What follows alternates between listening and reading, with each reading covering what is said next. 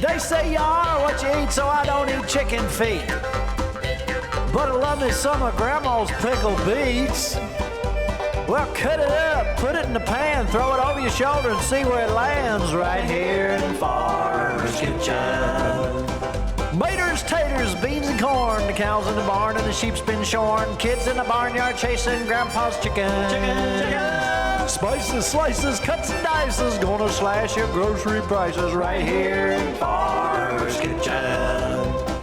Help you grow your garden good with recipes to suit your mood. Try some grub you've never tried before. Smash it with a wooden mallet, gonna educate your palate. Right here in Farmer's Kitchen, in Tim Farmer's Country Kitchen. We're gonna cook something good now. Hello and welcome to the Farmer's Kitchen. We're the farmers. This is our This kitchen. is our kitchen. And we're hungry. Are you hungry, Mrs. I'm Farmer? starving. I know I'm you starving. Are. I know you are. So tonight we're going to talk about farming a little bit. We raise some of our own critters for consumption. We don't apologize for that. There's nothing more natural than having and raising your own food. Now, way back when, I did a show called Kentucky Afield, and this year we're actually celebrating my 30th year. And you're only in 32. television. I'm Wow. only 32. So that, So wow, let's you were just- little. How did that work? But we're celebrating 30 years of cooking on television. One of the first shows we did, cooking on television, was in 1994 or 5, I guess it was. Wow. And it was the girls, and we had collected a bunch of crawfish for bait. We had so many that we did a crawfish cook-off. And we had corn and beans and all kinds of stuff. But we did a little skit like hee-haw. What's for dinner, Grandpa? We're having such and such and such. It was so cute. And it was such a long time ago, and the girls were so small, and the cameras were so primitive, and the lighting was so bad, Yeah. but it was still fun. Yeah, they were And cute. so we are celebrating 30 years this year. We're gonna have a lot of throwbacks from way back. We'll show you some stuff. This is lamb. Now we love our lamb, and lamb is good for you. Yes, it Let me is. read you a few facts here. Now the lamb has healthy fats. They can reduce levels of bad cholesterol in your blood, lowering your risk for heart disease and stroke. Monounsaturated fats also have vitamin E, an antioxidant, and healthy fats are an important part of a balanced diet. And they can also help your body absorb nutrients. Wow, So we need to eat more lamb. we do, and it's delicious. And we're gonna talk with a friend of ours about raising lamb later tonight. But that being said, we have a Frenched rack of lamb. It's one of my favorite pieces. What do you think? It is mine too. I love it. So here's what we're gonna do. Mrs. Farmer, if you will, I'll have you cut those up individually. Right? Now normally, when I cook lamb, over the years, you know, so many people are used to having the mint jelly with the lamb, did more of a basil pesto usually, and then put those on the grill or even the smoker, and they're fantastic. So after going to a chain restaurant, I guess you could call it, Nikki and I had lamb one time, and we looked at each other and thought, what in the world is this flavor profile? What is going on here? And it was really excellent. First of all, you could taste the salty seasoning that they used, and then, of course, what did you say when you tasted that? I said I want you to make this at home, because you're good at that. So once again, she gave me the task of That's trying right. to reverse engineer this thing. And you did it. We had a cooking class over recently, 10 people. And if I'm not mistaken, 5 of those 10 people had never tried lamb. That's right. I thought, uh-oh. Yeah, they had looks on their faces too, like maybe. How many times have we had people over here that have had lamb that didn't like it? Never. All right, I'm gonna go ahead and put some olive oil in here. So now we're gonna cross cultures tonight. This is gonna be all over the place. But being that you gave me that task, That's right. I thought, okay, I gotta get that right salty component in there. You did it. And that was almost a Greek type seasoning. So the first thing we're gonna do is put a little bit of some Greek seasoning on here. So just a little bit of, doesn't that smell good already? It does. If you're gonna eat red meat, this is probably the way to go. All right, so we're gonna plop these in here. So we have attained sizzle temperature. Yummy. Now this is something that I'm not gonna turn up so high that we set off the fire alarms. Then I'm gonna season these. I won't say most people, but a lot of people want to turn that heat up way too high. You can attain the same thing without setting off alarms and burning your pan up. That's right. Now I want that lamb fat in there. So good. Oh, and I want that olive oil in there because we have other things we're going to do in just a little while. This first little bit of seasoning is important to get that salty base. Oh yeah. We're just going to get these nice and brown. And usually Nikki and I like our meat, our lamb especially, probably medium rare. We're going to get these a little more done. Most people like these, I would say, medium.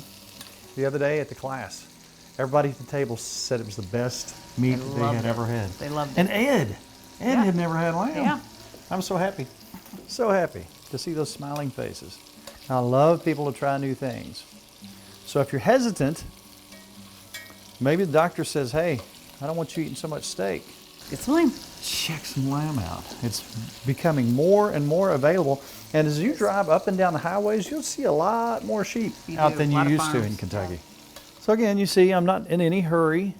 There's no alarms going off. Yet. Nikki hasn't got tears in her eyes. That's right. Look at that. Just a suggestion of brown here. Yummy. Now we're going to finish these in the oven. So we don't have to get these overdone in this pan. And you can almost watch from the side, you can see that meat cooking up and through, almost like a piece of fish when you're pan searing it. You can kind of see that it's working its way up. You'd eat that right there, I know, now. I would. You're not hungry, are you, Mr. Farmer? Not at all. Just a little hint of brown going on there. Those look perfect. They look perfect. Now we're going to preheat our oven here in a minute at 400 because we're going to finish this with our glaze, I guess you could call it. And I had everybody guess what was in it. Nobody got it. They didn't. Everybody was guessing like a Bordeaux or some deep, rich, dark reduction. So if you'll remember, not too long ago, we did what I called some Asian wings. You remember that? I do remember that. And then I put a little bit of sesame seed on them. Yummy. You remember that? Yes, I do. This is not too far No, off it's not. on that. So you'll see our garlic and our ginger sitting there, and we ground some up real good. And we ended up with about 3/4 of a tablespoon Of each. So again, that's garlic and ginger. It's a good start. Yes, it is. Now, we had some, because we always keep some oyster sauce. That's right. We ended up with 2.5 tablespoons of oyster sauce and 1/4 cup of soy and 1/4 cup of honey. So you can see these are not overdone by any means. Just getting a little bit of brown on there. Nikki's going to mix that up. I'll tell you what we'll do. We'll go ahead and put that in a saucepan. Ooh, it smells good. We're going to thicken that up too with just a little bit of cornstarch. We're going to do a little slurry in there just to thicken that up just a hair. Put it back over here by you. Okay. Oh. Now, Nikki, Yes. if I could get you to go out to your herb garden Okay. What would you like? and grab just a little bit of thyme. Okay. You would think rosemary, but I'm going to do just a little bit of thyme. All right. Because I just put a little pat of butter in there, not a lot. Let's go ahead and drop some of that thyme in there, if you will. All right. Just around it. Fresh off, yep, here and there and everywhere. And I'm just going to roll that around. Just a little bit of cornstarch while it's good. We're going to thicken that up. Oh, if you could only smell what we got going on here. I'm going to take these beautiful little fellers and lay them out right over here. Our thickened sauce here. We're going to take that and look how pretty. That smells good. I can That smell is. that now that you're moving it around. And we're going to put it under about 420 degrees just for a minute. Just till that sugar starts to caramelize on there and bubble. And then we're going to turn it over for just a minute and do the other side. I wish You can smell this. that you could smell what's going on here. Now, normally this is not a flavor profile that I would go for when I'm cooking lamb.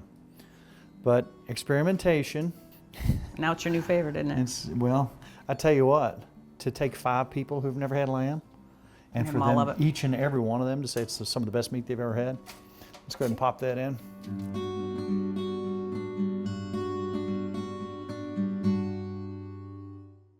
All right, now we've got some sides to go along with this. Now here's the beautiful thing. We have lamb fat. That's right. We have olive oil. We have some seasoning, and we're gonna do our asparagus in this. The thing is, do not overcook it. That's right. When you see that tip starting to move just a little bit, that's it. You gotta have just a little bit of that crunch left. You do not want to overdo your asparagus. And that's why we're waiting till the last minute. We're gonna turn our lamb over and then do that.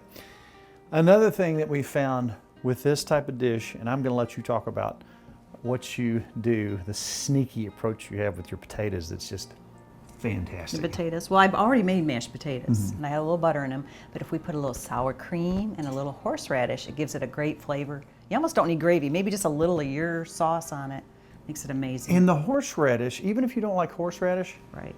it bumps it up a notch. Oh, it does. It's one of those like silent, wonderful secrets that you don't really know what it is, and it just really makes. I think Oh, it it does. makes it, Makes it especially good. with this dish. Oh me! Yummy. Oh my! Look at that. Oh, beautiful. So we're gonna turn these over. Same thing on this side. Don't skimp Your magic sauce. on your magic sauce. I don't know. I don't think I'm gonna mess with this because when you got too that good. kind of reaction the other night, a natural reaction without any, Right. you know, I watch people when they eat, and I love to watch people eat, and I love to watch their expressions. And I mean, there was nothing left. They devoured them. All right, back Pop in. those back in.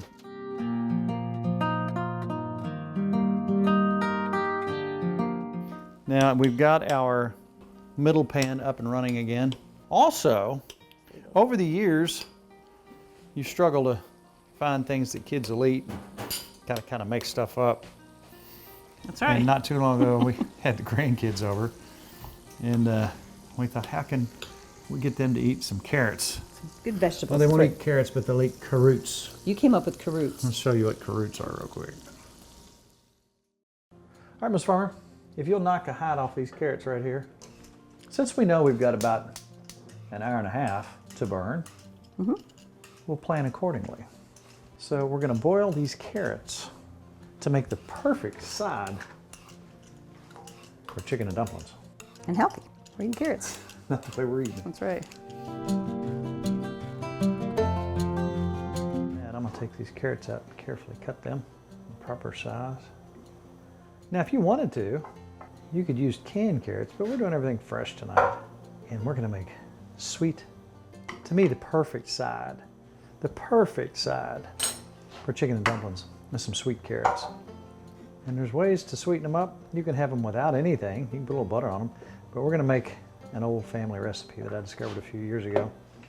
Couldn't get our granddaughter to eat her vegetables. That's right. Didn't like carrots. Didn't like carrots. So we came up with a recipe called carrots. And she said, well, what is a carrot? I said, well, here, just try it. Just try a tiny little bite. And amazingly enough, she liked carrots. She did. And to this day, she likes carrots. I think she finally knows what they are. What happens when you combine brown sugar, pure maple syrup, and butter? Why, You get it's yum. going to be really good, regardless of what you put in it. That is our carrot recipe, and you'll see what it looks like here in a minute. It's a perfect side for this.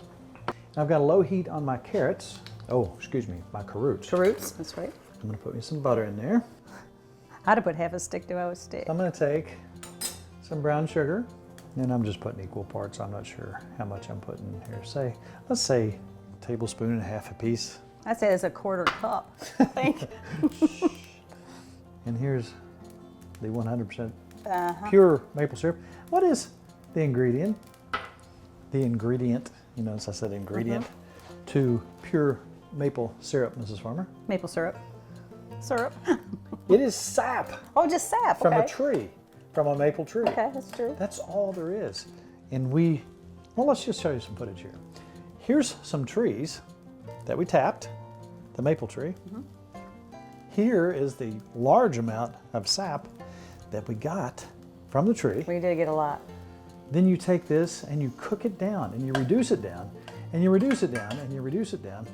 And so what you've got is 40 gallons of sap. And what's that get you, a quarter cup of syrup? Equals a very small amount of pure syrup, but you know what? It's worth it. You were very patient. I didn't have the patience. And I see why it's expensive in the store. Yeah, exactly. Exactly. You go to the store and say, why am I paying so Yeah. much for pure syrup? Because it's laborious. Is that a word? That's a word. Laborious. So we're cooking this down, low temperature. I'll turn it up just a little bit. I'll tell you what I'm gonna do. I'm gonna go ahead You can help me, Mrs. Farmer. Get your roots in there. Get everything in there. Now, if you've had any kind of candied sweet potatoes or anything like that, These are it'll amazing. put you in mind of that. And we're just gonna let those become acquainted in that beautiful carrot sauce.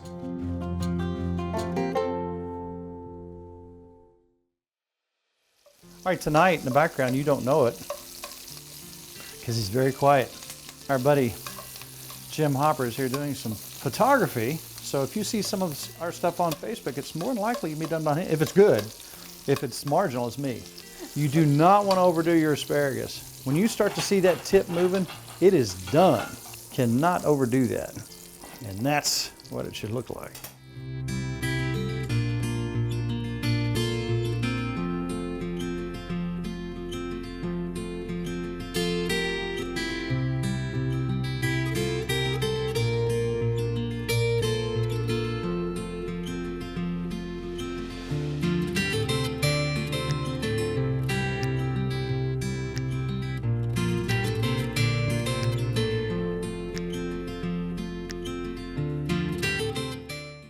In walks Jim.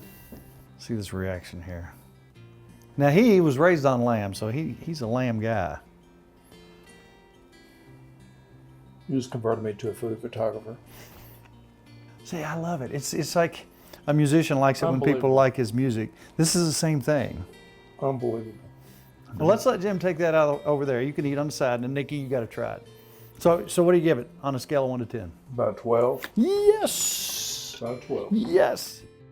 I get to try? You get to try. All right, I really loaded the potatoes this time. I love it. You put a bunch Oh, of. wow. I saw you put a bunch of But horseradish. see, do you like a lot? I like a lot. Oh yeah. Got the tang. Carrots are always good. A chop. I didn't mean to reach around you, but I got That's it okay. away. That's delish. Delicious. That's hard to imagine, but that's what you can do. You can start playing around your kitchen. Once you start getting a nose for things, you're saying, okay, I can taste ginger in there. I can taste garlic. I can taste maybe some hoisin sauce or oyster sauce. You can start doing magic combinations. I'm using my fingers to eat tonight. Asparagus Oh. is good too. You know, now like we said, we raise sheep and lamb. We've kind of lessened it. We've had to do a lot of traveling lately. Right. But if you are serious about wanting to raise animals and raise food that's good for you, and you have a couple of acres, they are probably one of the most easy animals to take care of. They are. And 4 or 5 animals can turn into 30 Really fast. really quick. That's right. And I remember one year we had a bunch of lambs that we took in, came back, and we had 80 of these. We did. 80 of these. And I put them on At the least, smoker. maybe more. There but may have been more than 80. And only 4 of our 5 kids were there. with their spouses, And they were gone in 10 minutes. everybody ate. Everybody ate these things. They're so delicious. So let's now take a look at one of our friends who came over and really got us started in the right direction when it comes to raising your own.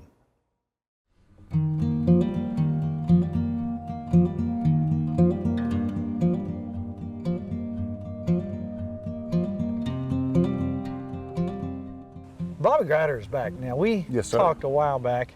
You brought that monster, beautiful stud down Nice here. What ram. was his name again? His name's High Country. High Country. Yeah.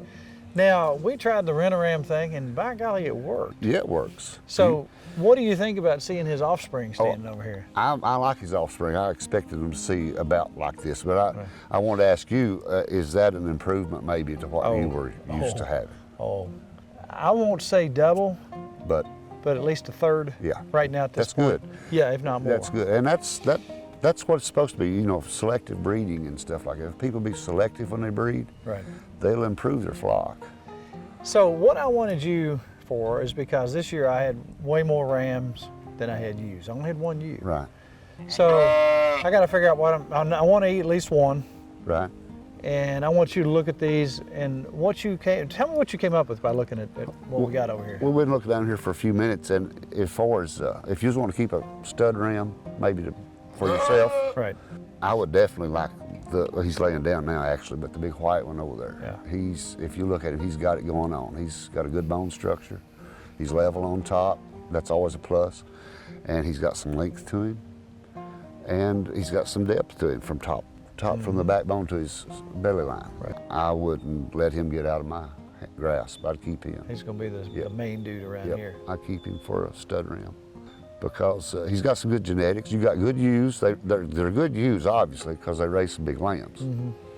It's in the genetics. Everything about these animals is genetic. Yeah. If you fool around, you hang on to a bad trait, you're going to continue to have it. Yeah. It's going to breed right on down. You could open their mouth up and look to be specific, but they don't have any overbite to amount to anything or any at all. Right. If they have much of an overbite, you can see it from a distance. Right. And that's not good because it doesn't allow them to graze the grass good if Right. they don't have the perfect bite. But you got at least two there that someone would benefit from if they want to come to you to purchase a stud ram. Looks to me like.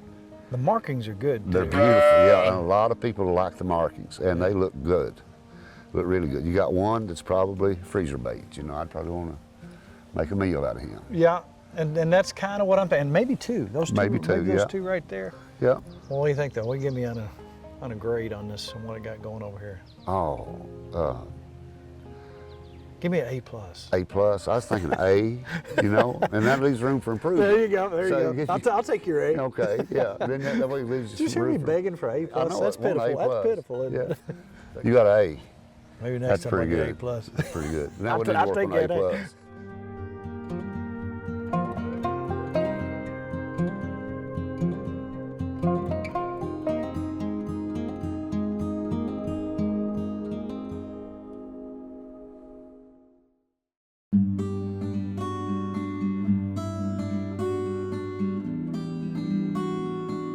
Recently, we talked on social media about the fact that we had some tomatoes and we're going to can some stuff. Right.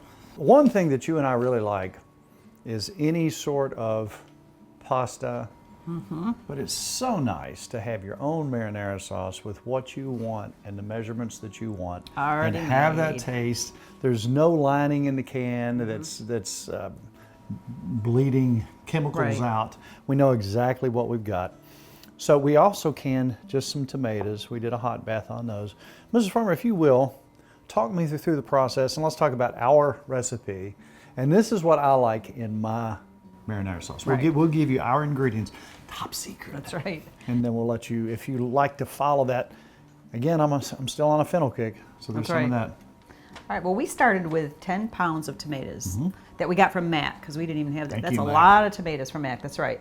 And I went ahead and did the normal process like we do these, where you just kind of get the skins off and get them all ready. I chopped them up for you because you wanted them chopped up. Then we put half an onion, which I chopped up very small. This Threw is that on yellow top. sweet onion. That's right. And we took half of a shallot, which we also chopped up. And we put 4 garlic cloves, which I crushed, into there. We took 4 tablespoons of basil, Dry basil. dry basil, 2.5 tablespoons of fennel, This was ground fennel. 1 tablespoon of oregano, and 4 tablespoons of sugar. And we did And- throw a pinch of salt, Just a pinch. just a half a teaspoon of salt. We got all that together and we actually let that boil for 2 hours. And we kind of stirred it and it actually reduced down. And the smell in the house. Oh, it was so good, reduced down. Then I put those into our jars, which we have here. And it was like 30, well actually we did some small also. So it was 35 minutes for the pint and it's 40 minutes for the quart. And we got some tomatoes, and so we got some marinara. Oh, and That we got them easy. sitting in the garage, and we got them sitting everywhere. So That's right. That being said, Mrs. Farmer, believe it or not, our half hour has been expired. Wow, that was fast. How did that happen? So, Mrs. Farmer, if somebody came up to you while you were playing golf in Scotland, and they said, Mrs. Farmer, where did you get that recipe? Where would you tell them? I would tell them timfarmerscountryKitchen.com. Do you golf in Scotland? No, but it sounds like fun. I could be. I could. If you just so happen to be on one of our social media sites, Facebook per se, and they wanted to talk and find out more about our recipes and just Yeah. talk about something they've made, I know where maybe, you're going. where and how could you possibly be a part of that? You hit like. That's it. That's right. Pretty simple. You know what? We've had a great night. Jim Hopper was here. He sampled our food. He said he was speechless in a good way. That's good. That's And a good he's sign. grown up with lamb. And we had a bunch of people over here the other night. 5 out of the 10 had not tried it. So there again, That's right. if you haven't tried it, You have this to. may be a good entry level. That is. Lamb And that was an recipe. easy way to make it. Very easy. So good. Now, Sad to say, but it's all about Good times good friends. and really good eats. We'll see you next week on brand new Tim Farmer's Country Kitchen.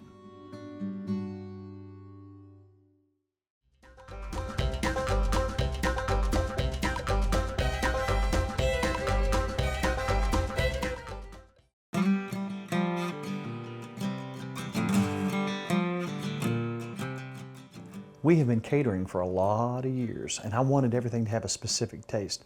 Therefore, I had to come up with my own products. Right. A dry rub, chow chow, and our barbecue sauce are something that we use in all our catering gigs. I developed this barbecue sauce that is not the really thick, syrupy stuff that you get. This has more of a natural, it's got some pepper and onion flavor in it. You can actually see the particulates in there. You know, a lot of people are asking what we use our dry rub on. Now, obviously, pork and chicken are two of the more common things. Also, we've been using on our corn on the cob with butter. That is. I'm telling you, this That's stuff wonderful. with potatoes is fantastic. So 40 years in the making, Tim Farmer's Country Kitchen Dry Rub.